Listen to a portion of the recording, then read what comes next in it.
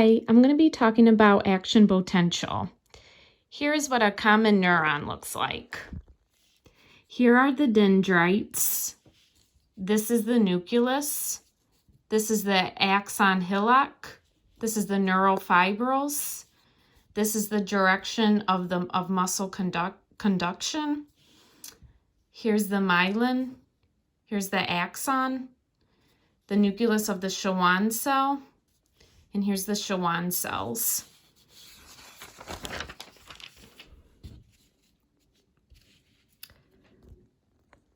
The presomatic neuron releases neurotransmitters.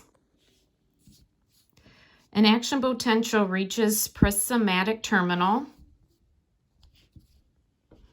Depolarization of the presynaptic terminal opens ion channels, allowing calcium into the cell. Calcium triggers release of neurotransmitter from vessels.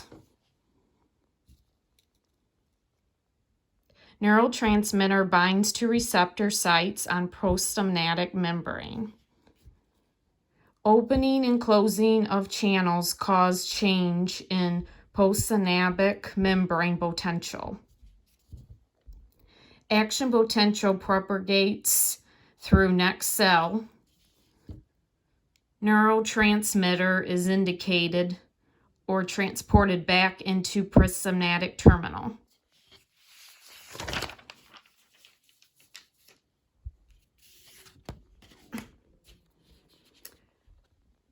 Neurotransmitters binds to receptors. And a action potential depolarizes the axon terminal. The depolarization opens voltage-gated calcium channels and calcium enters the cell. Calcium entry triggers exotasis of the synaptic vessel contents. Neuron transmitter diffuses across the somatic cleft and binds with receptors on the postsynaptic cell.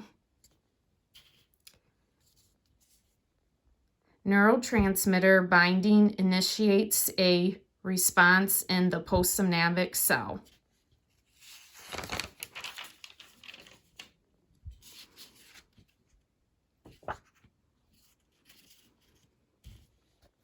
Resting membrane potential.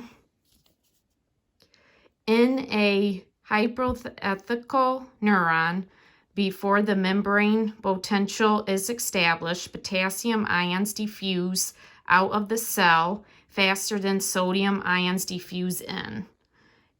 A net loss of positive charge from the cell results.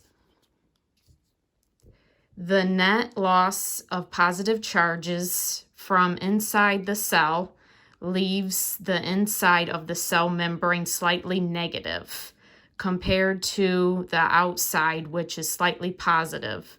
This difference, called an electrical potential difference, measures 70 millivolts in a typical neuron and is called the resting membrane potential.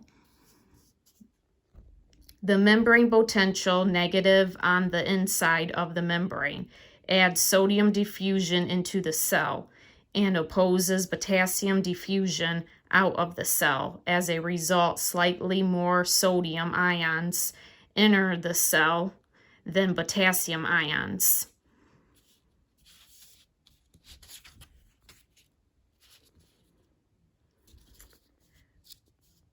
However, the sodium-potassium pump balances these movements, maintaining the contractions of these ions and the resting membrane potential.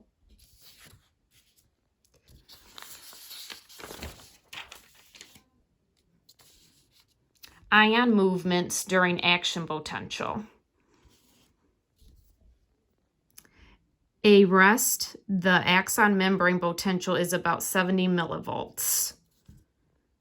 When the membrane reaches threshold, voltage-sensitive sodium channels open. not Na, diffuses inward and the membrane is depolarized. At almost the same time, voltage-sensitive potassium channels open. K plus diffuses out and the membrane is repolarized.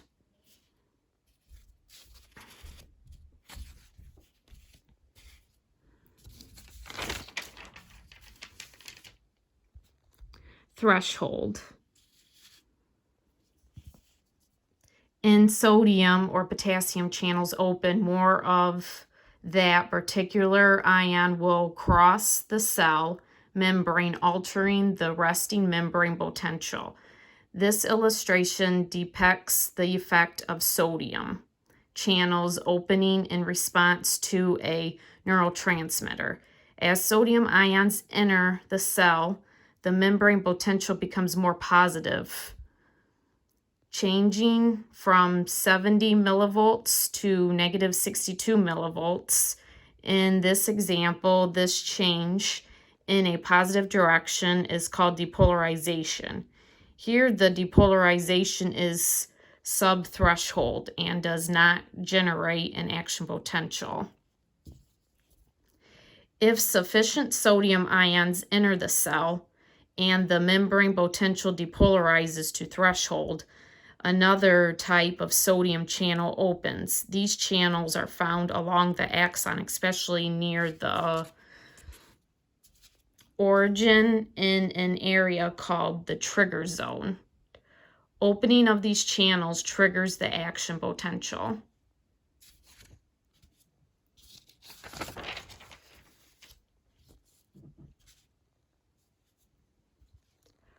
Propagation of the action potential. The resting state, the activation gates on the Na plus and K plus channels are closed and the membrane's resting potential is maintained. Depolarization, a stimulus opens the activation gates on some Na plus channels. Na influx through those channels depolarizes the membrane. If the depolarization reaches the threshold, it triggers an action potential. Rising phase of the action potential, depolarization opens the activation gates on most Na channels, while the K plus channels activation gates remain closed. Na plus influx makes the inside of the membrane positive with respect to the outside.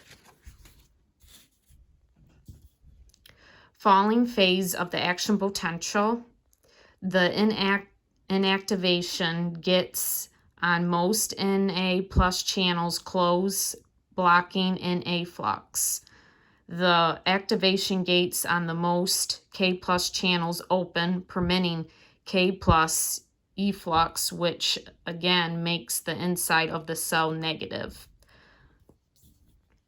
Undershoot. Both gates of the Na plus channels are closed, but the activation gates on some K plus channels are still open.